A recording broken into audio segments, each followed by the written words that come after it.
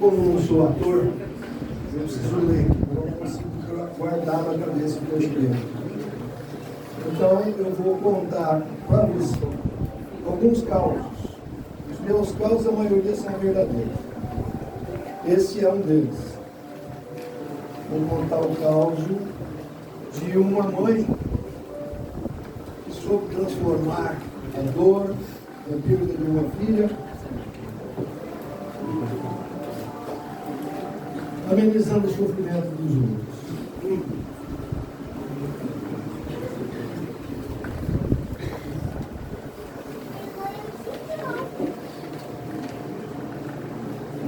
Antes de começar, eu gostaria de fazer uma pequena explicação. Vou perguntar, esse som está saindo aí fora?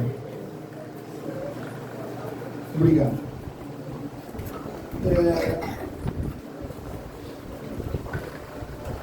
Quando a gente diz espiritualismo, nós não temos, em hipótese alguma, que confundir com espiritismo. O espiritismo é uma coisa, o espiritualismo é outra coisa.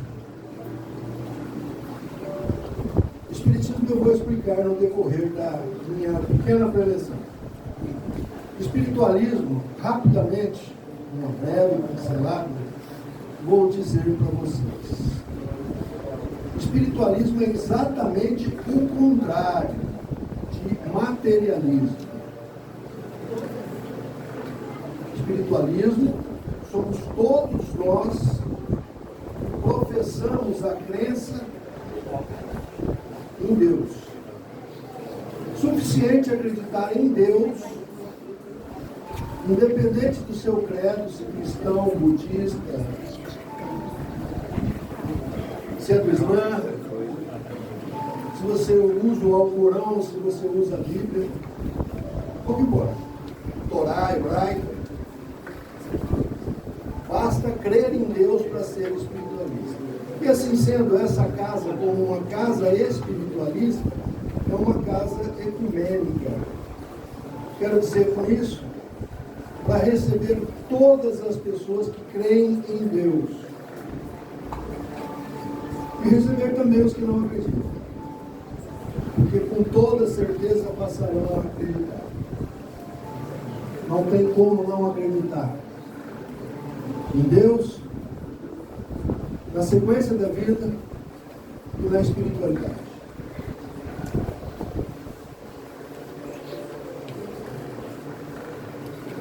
Essa casa que hoje é inaugurada, com a presença de todos nós, encarnados e desencarnados, como disse o Hamilton, muito mais desencarnados do que encarnados, tem como pedra fundamental, o alicerce dessa casa, é uma história emocionante. A história de uma mãe que é médium desde criança,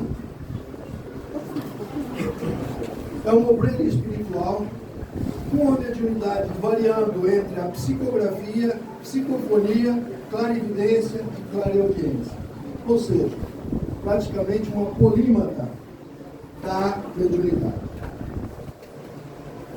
Como mulher e mãe, teve a oportunidade espiritual de trazer ao mundo um espírito que dos pais aqui presentes recebeu o bonito nome de Jéssica.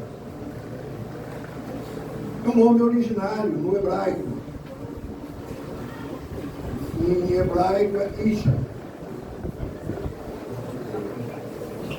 Que significa em português aquela que vê e é vista por Deus. Assim, Jéssica, um espírito já bastante evoluído, tão evoluído que desencarnou muito cedo, cumpriu a sua programação rapidamente, programação material, porque a espiritual ela segue entre nós. Desde muito jovem, produziu um trabalho assistencial no GAP, Grupo de Apoio à Criança, assim como também os trabalhos de cunho espiritual. For aluna de um curso de pedagogia e atuante como professor dessas crianças do GAP. Um espírito que lembra muito as qualidades do espírito mineiro. Meilei é um espírito conterrâneo meu, é mineira, de Belo Horizonte. O nome dela foi, naquela encarnação, Irma de Castro Rocha. Essa foi Meilei. Jéssica Regina, que aos 19 anos, aparentemente saudável, teve uma forte hemorragia. Quando foi levada ao hospital, diagnosticou-se leucemia mieloide aguda. Iniciou imediatamente o tratamento, com a internação. Mas, na primeira e única sessão de quimioterapia, foi ao desencarne. O que se deu numa quarta-feira, dia da sua orixá Inhansã. Inhansã, que na mitologia iorubá é a deusa dos ventos e das águas. Durante a breve internação da jovem Jéssica, que possuía o dom de acalmar e aconselhar a todos que a rodeavam, inclusive e principalmente a própria mãe, pede à mãe que levasse um livro com o título Tudo Tem Seu Preço, da médium psicógrafa Zívia Gasparetto, para presentear uma enfermeira, que, diga-se de passagem, enfermeira budista. Nem precisamos dizer que sua genitora, nossa querida mãe Edna, ao perder materialmente a preciosa filha Jéssica, sentiu-se prostrada, sem motivos para continuar vivendo, nem produzindo material e espiritualmente. Passados em torno de 2 meses da desencarnação da Jéssica, o espírito médico e guia protetor de mãe Edna, o Dr. Antônio, que hoje eu fui conhecendo, creio ser ele, acompanhado de Jéssica, dá a orientação que ela, mãe Edna, procurasse por um médium psicógrafo. E para facilitar a busca, informaram ambos, Dr. Antônio e a Jéssica, que esse médium seria muito parecido com o filho da mãe Edna, Cacá, aqui presente. Imediatamente, mãe Edna coloca o seu time, o seu staff, todos os seus filhos de santo, que, por curiosidade, passam bem de 100 pessoas, à procura desse psicógrafo na internet com suas respectivas mídias sociais. Deu resultado. Foi encontrado numa postagem de mídia espiritualista uma figura que poderia ser aquele médico. Assim, de posse do endereço na Vila Carrão, mãe Edna e parte do grupo se dirigiram à reunião que se daria no sábado e no domingo. Mãe Edna, naquele momento, pediu ao seu próprio mentor, o Dr. Antônio, para que ele não a acompanhasse, não estivesse presente no evento, pelo motivo especial de que não gostaria de aparecer nesse evento como mãe santa. De repente, aparece por ali um belo moço, de 1,85 m, usando bermudas, camisa e chinelo. Realmente muito parecido com o Cacá. Com pronto reconhecimento espiritual, ele, o médico, de imediato solicita a mãe Edna que tome assento na primeira fila. Assim, no decorrer das psicografias, com a potente mediunidade que lhe é peculiar, indaga o médium Hamilton Moura. Quem eram os pais de Jéssica Regina Nascimento Silva? Nome de uma pessoa que ninguém havia mencionado ou escrito em lugar algum. Identificaram-se de imediato. Receberam a carta com o aviso de que no dia seguinte, domingo, mandaria mais uma cartinha. E palavras de mãe Edna. Assim começa a nossa história. Uma bonita história de amizade, e ajuda mútua entre Mãe Edna e Hamilton Júnior.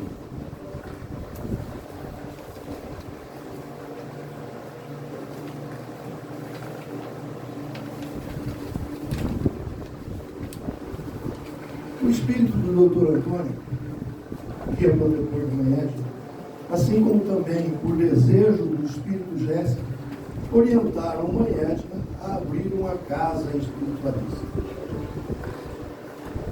Ecumênica para todas as religiões, uma casa de amor, onde haverá psicografias, passes, cirurgias espirituais, como também um bazar e lanchonete. Mãe Edna, em sonho com Jéssica, recebe o pedido de que esse local seja de acolhimento fraterno durante o dia, com oferta de alimentos e marmitas no portão, e a princípio uma escola oficina para padeiros. No dia de quarta-feira, dia de Yansan, no período noturno, determinasse para passes e atendimentos espirituais, sendo ainda uma extensão do GAC e do Ilê Axé. Essa é a história dessa casa. Mas como eu sempre digo, gosto de afirmar isso, eu sou espírita, embora eu tenha nascido dentro de um terreiro de Umbanda, há um bom tempo, já há praticamente 65 anos, eu, no decorrer da minha vida, me tornei um estudioso da doutrina espírita, preconizada e nominada por Allan Kardec. E assim sendo, eu digo constantemente que o espiritismo é o raciocínio da fé. Você tem que saber por que as coisas são como são e por que as coisas acontecem. Por mais que nós queiramos acreditar em milagres, em determinações espirituais, em adivinhações, tudo tem uma explicação. Para quem assistiu o filme do Divaldo Franco, Mensageiro da Paz, tem um momento que ele, desesperado, pergunta para a mentora espiritual dele, que ele ainda nem sabia como era o nome dela. Ele fala, mas escuta, eu tenho uma vontade tão grande de constituir uma família, de ter esposa, filhos. Ela, tranquilamente, olha para ele, olha, meu irmão não está na sua programação, nessa encarnação. Então, o Espiritismo nos dá raciocínio, faz com que nós pensemos. Essa casa não existe por acaso, e não só por um pedido da Jéssica e do Dr. Antônio. Essa casa existe por uma programação no plano espiritual. Eu tenho certeza disso. Isso aqui, com toda certeza, é uma extensão de alguma casa de apoio no plano espiritual. Nós que esses nossos olhos de carne enxergam tão curtinho, às vezes estamos vendo essa quantidade de pessoas aqui e não imaginamos o tamanho disso no plano espiritual. É gigantesco. Então eu vou falar, para nós sequenciarmos, acerca do Espiritismo. O Espiritismo é a ciência que trata da natureza, origem e destino dos espíritos, bem como de suas relações com o mundo corporal. Não vamos esquecer em momento algum que o Espiritismo é ciência. O Espiritismo não é religião. Não foi e não será. Religião nos termos que nós conhecemos, nos termos clericais. Aquilo que a igreja diz, a igreja católica, a igreja protestante. Então, o Espiritismo é religião se nós considerarmos que essa ciência nos conecta a Deus. E a palavra religião, ela quer dizer exatamente isso. Religação com Deus. O Espiritismo é ao mesmo tempo uma ciência de observação e uma doutrina filosófica. Como ciência prática, o Espiritismo consiste nas relações que se estabelecem entre nós e os espíritos. Como filosofia, compreende todas as consequências morais que dimanam dessas mesmas relações. Todas as doutrinas religiosas e filosóficas trazem o nome de seu fundador. O mosaísmo, originário em Moisés, o cristianismo, originário no Cristo, o maometismo, originário em Maomé, o budismo, originário em Buda, o cartesianismo, originário em René Descartes, que diga-se por oportuno, uma das reencarnações de Chico Xavier, o furreísmo e o são simonismo, etc. Mas a palavra espiritismo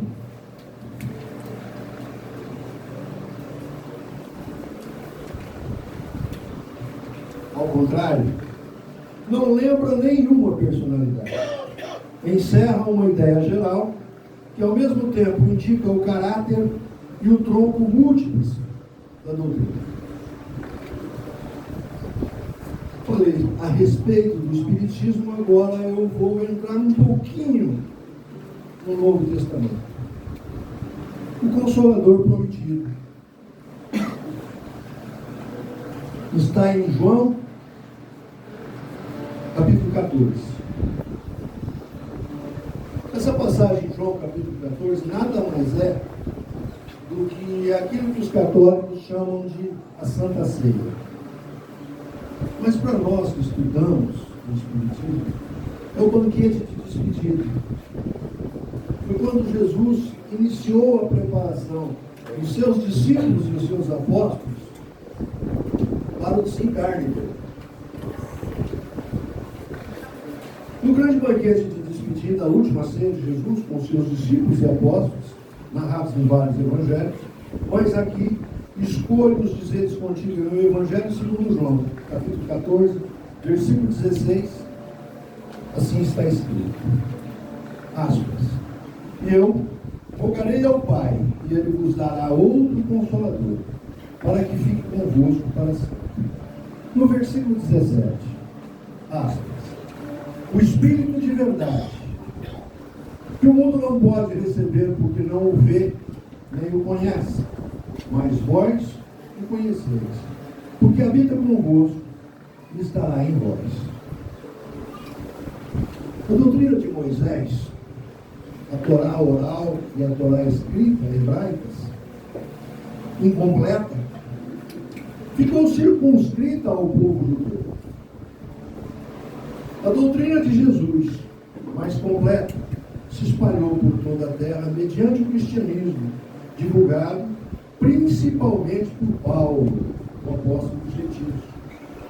Mas não converteu a todos. O Espiritismo, como doutrina ainda mais completa, com raízes em todas as crenças, converterá a humanidade. O Espiritismo realiza todas as condições do Consolador. O Consolador que Jesus prometeu. Não é uma doutrina individual, nem de concepção humana. Ninguém pode dizer-se seu Criador. É fruto do ensino coletivo dos Espíritos. Ensino que preside o Espírito de verdade. A doutrina espírita foi narrada e reportada, escrita por médiuns, psicógrafos, sob a orientação de uma pleiade espiritual, uma constelação de bons espíritos, dirigidos e orientados por um espírito que se denomina Espírito de verdade. Essa doutrina nada suprime do Evangelho, antes o completa e elucida. Com o auxílio das novas leis que revelam, e conjugadas a essas leis, as que a ciência já descobriu, faz-se compreenda o que era ininteligível. E se admite a possibilidade daquilo que a incredulidade considera inadmissível. Eu estou dizendo aqui que o Espiritismo explica os fenômenos, explica os milagres, naquilo que ele consegue explicar dentro da nossa capacidade. Como disse um dia Allan Kardec, se a ciência demonstrar em algum momento que o Espiritismo está errado, demonstração científica, imediatamente o Espiritismo irá se adequar à ciência. Teve precursores e profetas que lhe pressentiram a vida. Pela sua força moralizadora, ele prepara o reinado do bem na terra.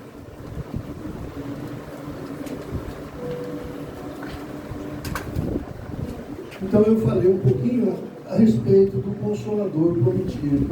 Aquele Consolador que Jesus, no banquete de despedida, falou. E nós, espíritas, consideramos o Consolador prometido o Espiritismo em si, a doutrina espírita. Porque realmente consola, realmente explica o Evangelho de Jesus, realmente explica Jesus. Agora eu gostaria de falar um pouquinho acerca de mediunidade. A mediunidade é prerrogativa do organismo material.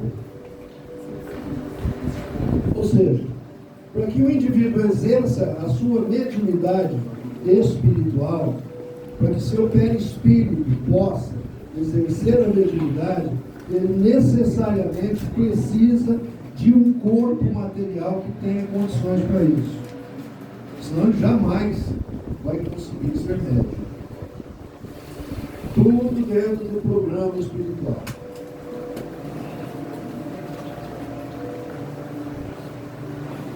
Prerrogativa do organismo material, imprescinde da matéria, do condutor que conecta-nos, a matéria densa, ou seja, o corpo físico, a matéria espiritual. Portanto, para que haja comunicação entre os planos material e espiritual, necessário o indivíduo que genética e hereditariamente esteja preparado para tanto. Tenho convicção disso. O indivíduo que é médium, ele é filho de médium, neto de médium, e assim consecutivamente. Quando houve a caça às bruxas, tanto na Europa quanto nos Estados Unidos, quase acabaram com os médiums. Se você...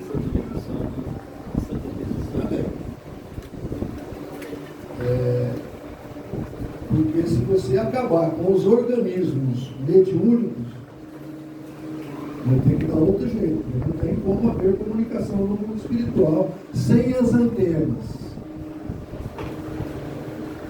E como diz o Dr. Sérgio, essa antena, ela reside nos cristais dentro da hipófise, nosso terceiro olho, no centro do cérebro.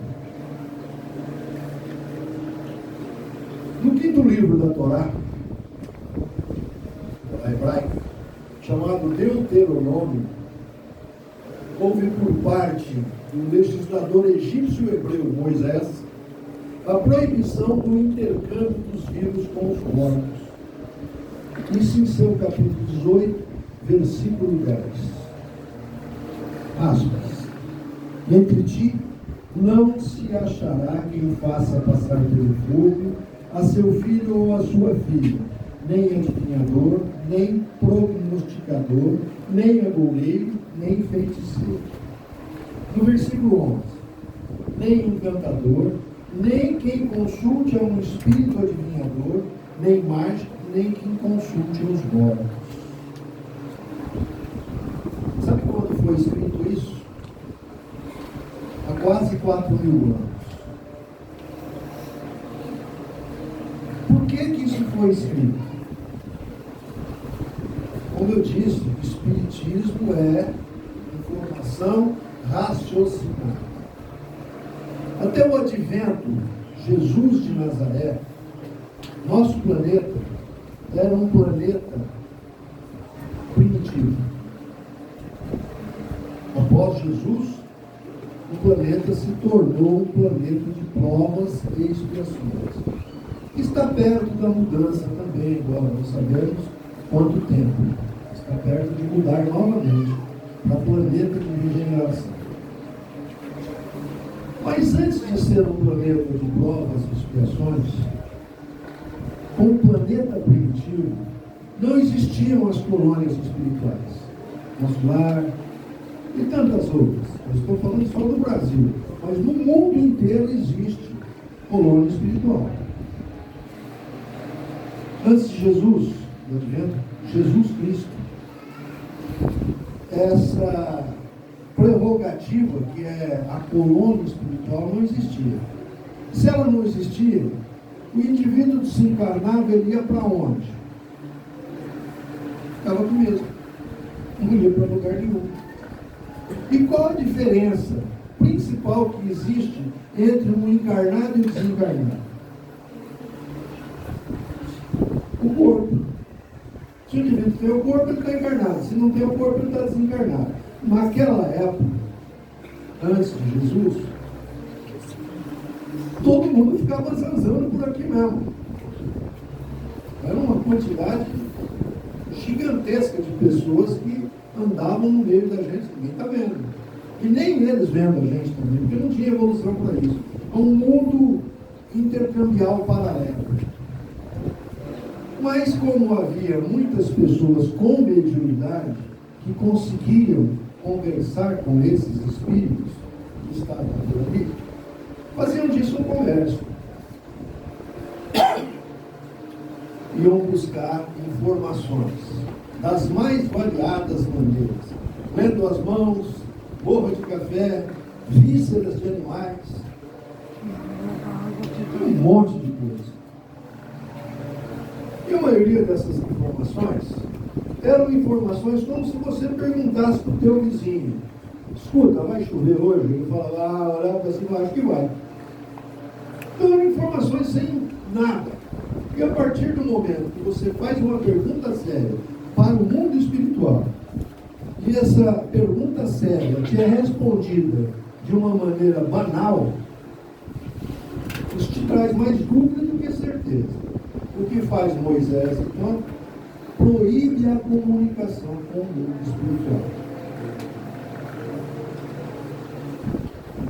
E a única maneira que você proibir alguma coisa para o crente em Deus é dizer para ele que aquilo é pecado, não pode.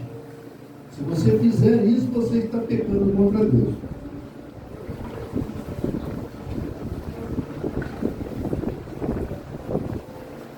Então, Moisés, em Deuteronômio 18:10, proíbe a comunicação com o mundo espiritual. Para todo mundo? Não.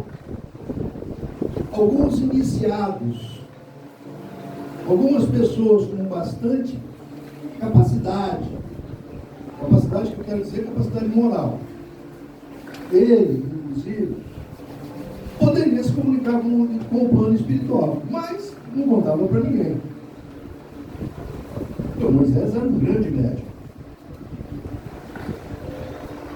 Só a título de curiosidade, ele era um péssimo orador, ele não sabia se comunicar, não conseguia, tinha problema de dicção. E para que ele conseguisse levar toda a informação que ele precisava levar para o mundo, ele mandou buscar o irmão mais velho dele no Egito. O irmão dele se chamava Arão. E esse irmão é quem falava. Tudo que Moisés precisava falar, era esse irmão que falava. Esse irmão, ele foi o primeiro sumo sacerdote do povo hebreu.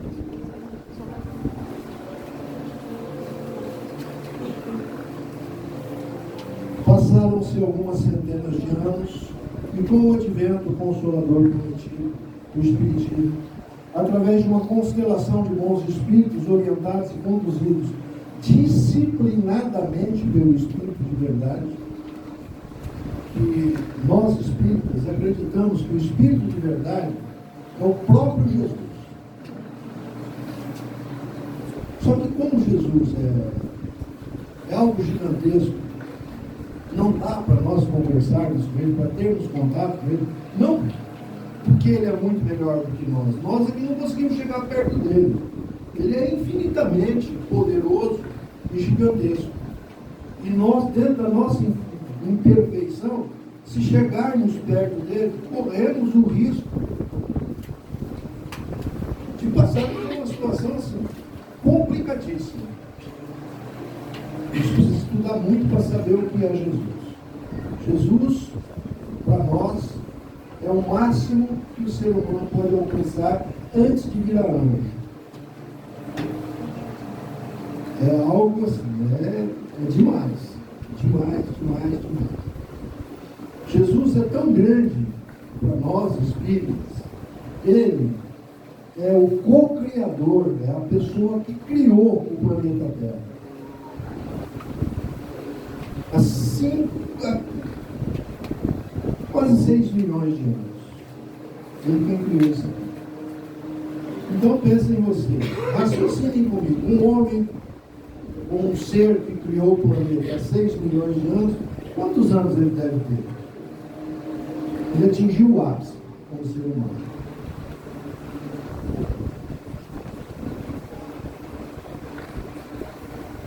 E ele se comunicou, Jesus se comunicou conosco no livro dos Espíritos, que é o primeiro livro lançado por Allan Kardec, através da mediunidade. E essa mediunidade não foi uma mediunidade direta com o encarnado. Ele primeiro se comunica com um perispírito muito evoluído, e esse perispírito se comunica com o espírito encarnado. Esse perispírito nós acreditamos ser João Batista, que era primo dele. Primo material, né?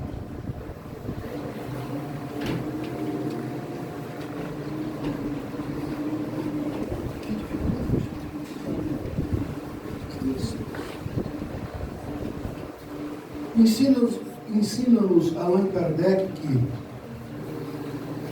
como intérprete do ensino dos espíritos, os médiuns devem desempenhar importante papel na transformação moral que se opera.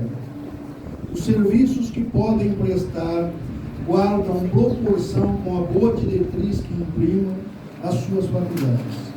Por quê? Os que se enveredam por maus caminhos são mais nocivos do que úteis à causa do espírito. Estou quase finalizando. Vamos falar sobre as cartas consoladoras. Nossa primeira notícia acerca das cartas consoladoras, via psicografia mediúnica, é através do expoente máximo do espiritismo brasileiro, Chico Xavier. Durante mais de 60 anos, com a sua mediunidade completa, foi o médium mais completo que nós tivemos no Brasil. Trouxe-nos notícias de além-túmulo, na maioria das vezes, para as mães enlutadas, trazendo desconforto emocional e consolo espiritual. Mas deixava claro que a vida continua e que a morte é somente física, literalmente física disciplinar. Pois, se nos dizer o Evangelho, do pó viestes, ao pó voltarás, essa poeira atômica nada mais é do que física quântica. Tantos outros medianeiros espíritas e espiritualistas seguiram-lhe os passos nas cartas consoladoras, e temos aqui conosco, meu juízo, um dos mais completos psicógrafos da atualidade, nosso querido irmão Hamilton Júnior, que já de bom tempo vem trazendo com suas psicografias conforto emocional e consolo espiritual a todo enlutado que lhe procure e tenha permissão espiritual para receber a missiva espiritual.